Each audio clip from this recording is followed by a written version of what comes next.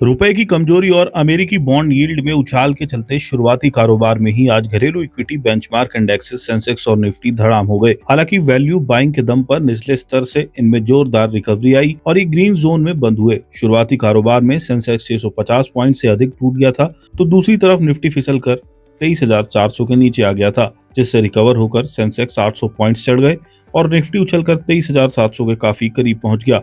Broader level पर बात करें तो मिड कैप और स्मॉल कैप स्टॉक्स में भी खरीदारी की रौनक लौटी। शुरुआती कारोबार में करीब 1 से 1% की गिरावट से उभरते हुए निफ्टी मिड कैप 100 आधे फीसदी से अधिक की बढ़त के साथ और निफ्टी स्मॉल कैप 100 भी मामूली बढ़त के साथ बंद हुए।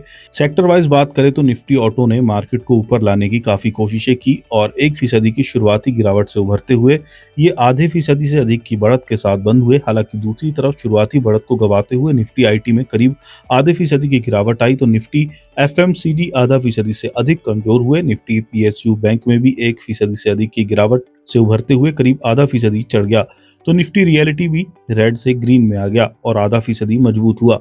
मार्केट की इस रस्साकस्सी में ओवरऑल बीएसई पर लिस्टेड कंपनियों का मार्केट कैप आज 2 लाख करोड़ रुपए से अधिक बढ़ गया, यानी निवेशकों की दौलत में 2 लाख करोड़ से अधिक का इजाफा हुआ।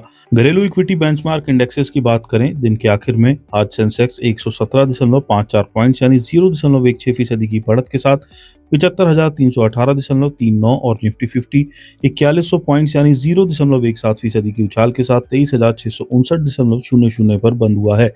शुरुआती कारोबार में सेंसेक्स 671.44 पॉइंट्स टूटकर 74,529.41 तक आ गया था, जिससे 876 पॉइंट्स रिकवर होकर ये 75,406.18 तक पहुंच गया, तो निफ्टी भी 220.70 पॉइंट्स गिरकर 23,397.30 तक आ गया था, जिससे ये 203.60 पॉइंट्स रिकवर होकर 23,690.90 तक चढ़ गया। एक कारोबारी दिन पहले यानी 19 मई 2026 को बीएसई पर लिस्टेड सभी शेयरों का कुल मार्केट कैप 4,59,05,366.56 करोड़ था। आज यानी 20 मई 2026 को मार्केट की उठापटक में ये 4,61,18,118.93 करोड़ पर पहुंच गया। इसका मतलब हुआ कि निवेशकों की पूंजी 2,12,788.37 करोड़ बढ़ गई। सेंसेक्स पर 30 शेयर लिस्टेड हैं, जिसमें 15 आज ग्रीन जोन में बंद हुए हैं। सबसे अधिक गिरावट आज बीईएल, टेक महिंद्रा और जोमेटो के टर्नल में रही। 21 मई को कैसी रह सकती है बाजार की चाल? जियोजीत इन्वेस्टमेंट्स के रिसर्च हेड विनोद नायर ने कहा कि बाजार दिन के निचले स्तरों से उभरकर बंद हुए। ऑटो, फाइनेंशियल और तेल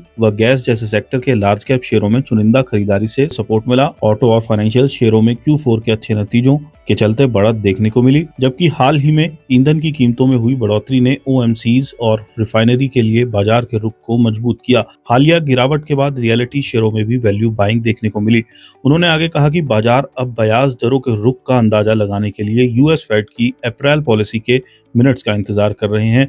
कुल मिलाकर मार्केट का बड़ा ट्रेंड एक दायरे में सीमित है और इसमें नेगेटिव रुझान बना हुआ है। ऐसे में सेक्टर और स्टॉक स्पेसिफिक नजरिए के हावी रहने की संभावना है। कोटक सिक्योरिटीज में equity research head Shrikant Chauhan ने ये कहा कि शॉर्ट टर्म मार्केट का ट्रेंड अभी कोई खास दिशा नहीं दिखा रहा है और यह स्थिति आने वाले समय में भी बनी रह सकती है। चौहान का मानना है कि निफ्टी के लिए 24,500 और 24,400 का लेवल तत्काल सपोर्ट जोन का काम करेगा, जबकि 23,800 से 23,850 का लेवल अहम रेजिस्टेंस एरिया हो सकता है। चौहान ने आगे कहा कि ऊपर की तरफ 23,850 का लेवल पार करने के बाद निफ्टी 23,950 से 24,000 तक जा सकता है। वहीं अगर निफ्टी 23,400 का लेवल बनाए रखने में नाकाम रहता है तो ये गिरकर 23,250 से 23,200 तक पहुंच सकता है। क्योंकि इंट्राडे मार्केट का ट्रेंड अभी कोई साफ दिशा नहीं दिखा रहा है, इसलिए डे ट्रेडर्स के लिए लेवल बेस्ड ट्रेडिंग ही सबसे अच्छी रणनीति होगी।